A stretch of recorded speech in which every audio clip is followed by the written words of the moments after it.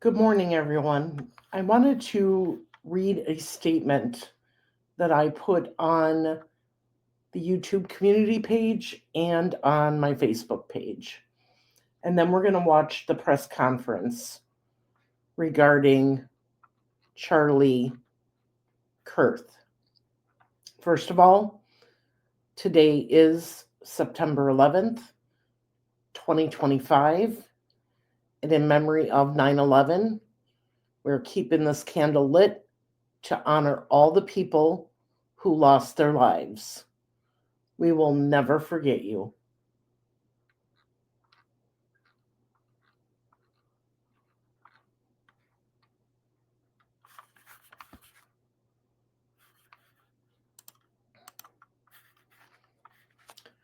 The assassination of Charlie Kirk is not just a tragedy, it's a systemic blow to the soul of our nation. A man was murdered for speaking, for engaging, for daring to stand on a stage and share his beliefs. Whether you agree with him or not, his death is a chilling reminder that our freedoms, speech, thought, debate are under siege. This is not about politics. This is about humanity, about the erosion of empathy, the normalization of hate, and the terrifying rise of violence as a response to disagreement. We are losing the ability to coexist, to converse, to care. And in that loss, we are watching the very foundation of our democracy crack beneath us. Charlie's death is deplorable. No human being should be targeted for their voice. When we silence one, we threaten all. We must reject this culture of vengeance and division. We must demand accountability, not just for this act, but for the climate that allowed it to happen. To Charlie's family, may you find strength in the love that still exists in this fractured world. To those who remain, may we honor his life not with more rage, but with a renewed commitment to compassion, dialogue, and justice. This world is out of control, but we are not powerless. Let this be a wake up call. Let this be a turning point.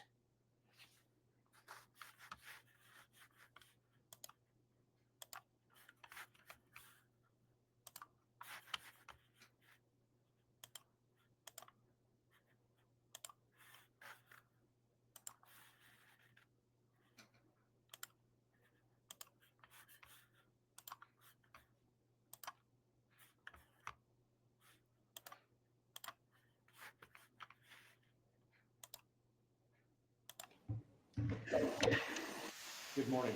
I'm Bo Mason, Commissioner for the Utah Department of Public Safety. I'd be remiss if we didn't start off today and recognize the significance of the day. Um, Historically, on 9/11, law enforcement has come together as a group to recognize and honor those that sacrificed to preserve the ideals of this country, the freedoms of this country. And instead, we find ourselves today hunting a murderer who chose to violate our rights, the rights of an individual within this country. Just to recap yesterday's events, at around 12:20 p.m., political influencer Charlie Kirk was at Utah Valley University participating in a student-sponsored event with Turning Point USA. Charlie was shot at that event. He was transported to a local hospital where he later passed. Last night, his body was moved to the state office of the medical examiner. We will continue to facilitate movements to get him home today and with his family. Yesterday, during the investigative process, we located a couple of persons of interest. We interviewed those individuals And after releasing them and after clearing them of being suspects, they face scrutiny, they face threats. We ask the public to be patient with the investigative process. These individuals were not suspects, they were people of interest. We ask that you do not impose into those people and that investigative process. They don't deserve that harassment for being subject to that. No, they absolutely do not. I'd like to thank all the investigators that are involved in this. They have worked around the clock, all day yesterday, through the night last night. Investigators from the State Bureau of Investigations, from county, from city agencies, university, our federal partners with the FBI, the ATF, and many others. Those are just a few of the people that we have involved in this. I'd like to thank all of them for their strong work. Through all that work last night, we were able to make a few breakthroughs. We were able to track the movements of the shooter. Starting at 11:52 a.m., the subject arrived on campus, shortly away from campus. We have tracked his movements onto the campus, through the stairwells, up to the roof, across the roof to a shooting location.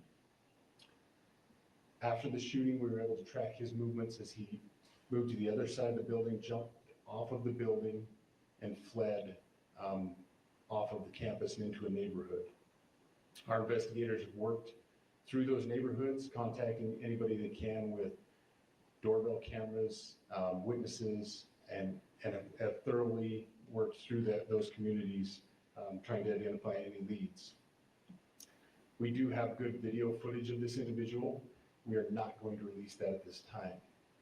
We are working through some technologies and some ways to identify this individual.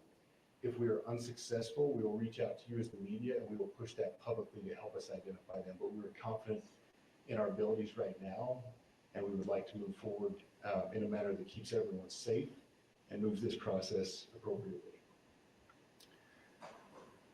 Last night I communicated with Erica. That family's devastated. As a commissioner of public safety, as a father, as a husband, I can only imagine what that family's going through. The heinous event that happened yesterday is not Utah. This is not what we're known for. Over the past several weeks, we've seen the state come together to help families in mourning, come together as a community to show what Utah is known for a state of character, of service, of camaraderie, of a neighboring feel. We will not stand for what happened yesterday. We are exhausting every lead. We have every officer invested in this, every investigator, every local agency. The outpouring of support from the law enforcement community has been astounding. We are investing everything we have into this, and we will catch this individual. Having walked through the crime scene, through the hallways of this school, through the classrooms, I can't imagine what the people on scene felt as well. A horrific event where some of them barricaded in classrooms, some of them ran in fear.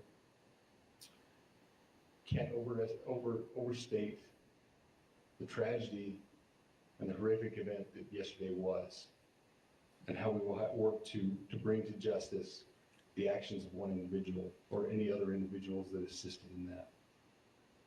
Our state has gone through a lot, and we will come out successful. With that, I'll turn the time over to Special Agent Bowles. Good morning. My name is Robert Bowles, and I am the Special Agent in charge of the Salt Lake Field Office. Following yesterday's tragic shooting of Charlie Kirk, FBI agents have been working around the clock in coordination with our law enforcement partners. We are and will continue to work nonstop until we find the person that has committed this heinous crime and find out why they did it. This morning I can tell you that we have recovered what we believe is the weapon that was used in yesterday's shooting. It is a high-powered bolt-action rifle. Bolt-action That rifle. rifle was recovered in a wooded area where the shooter had fled. So the FBI laboratory will be analyzing this weapon. Investigators have also collected footwear impression, a palm print, and forearm imprints for analysis. Now, I understand there are a lot of questions about motive. I assure you that all leads, tips are being fully investigated. As of this morning, we have received more than 130 tips. We thank the community for that. The FBI has brought every resource to bear, and we will continue to do so throughout the course of this investigation. The FBI's mission is to protect the American people. It's to uphold the Constitution of the United States. Any attack on the First Amendment is an attack on the very foundation of our democracy. That is why we will relentlessly pursue this case and the shooter until we find him. We also continue to grieve with the family and the community. It's our community. If you have any video or images from the shooting, we ask you to please submit them to our digital media tip website at www.fbi.gov/Utah Valley Shooting. You can also call the FBI at 1-800-CALL-FBI. We truly rely on the public's help in these types of cases, and no tip is too small or insignificant. Thank you. Commissioner James Matthews from Sky News. Can I ask about the shooter?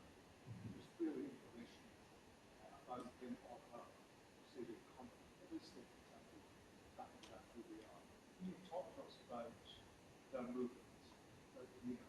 They're asking them to talk about the movements of the individual that did this. Is that group being monitored?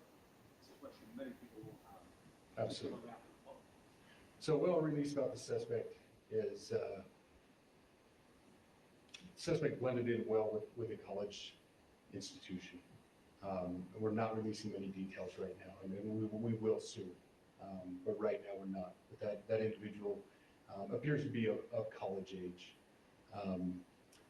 We are confident in our abilities to track that individual. If we're unsuccessful in identifying them immediately, we will reach out to the public's help and the media's help in pushing those photos. That was a new development overnight, working through the night, studying those cameras. So that's something that's new and that we're working through right now. As far as the security, I cannot speak to that. Neither the Department of Public Safety nor the Federal Bureau of Investigation was involved in the planning or security of this event, and that'll have to be a question later for other agencies. I wanted to ask you, you mentioned that you found the gun in a wooded area. Do you believe that the suspect could be hiding in the woods? And is that suspect possibly still in this area? They So that's a found good question, and it's a question that goes to the safety of the community, right? No. So the question was, you found the rifle in the woods. Do you feel that the person is hiding in the woods? Not in those woods. We've walked through those woods and secured it. As to the community, I can tell you that this was a targeted event. We don't believe the community is at risk. However, we are exhausting every resource to find him, and we will do so. Assassination Bowles never to speak with the BBC. From the images you have, can you see clearly the suspect's face? You say he's college age. Do you believe he was? So the question is, can you clearly see the suspect's face with the images you have? From this university, and how far do you think he may have gone in this time since?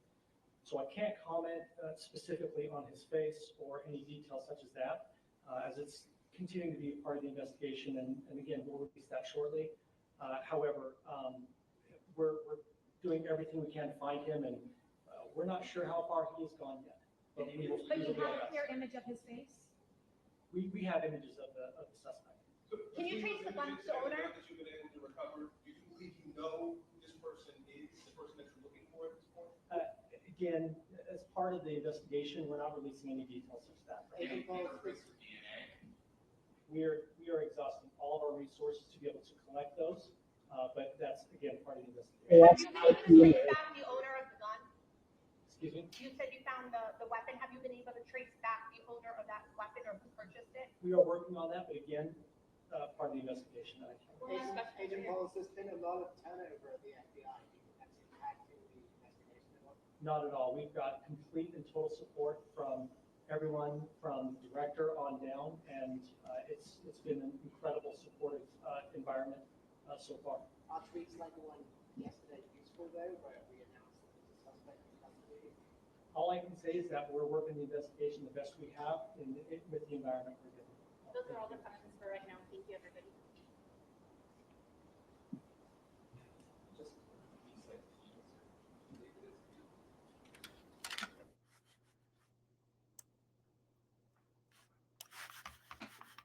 Okay. So, what have we learned this morning? We've learned that they have images of the suspect. Sounds like they're pretty clear images. They have tracked the suspect's steps when he got there, where he went while he was on the roof, how he came down. They know the woods that he went through. They did find the rifle in the woods. They have a palm print, a forearm, and they are looking at DNA and exhausting all resources. They have asked that anybody with video or images of that day, please share it.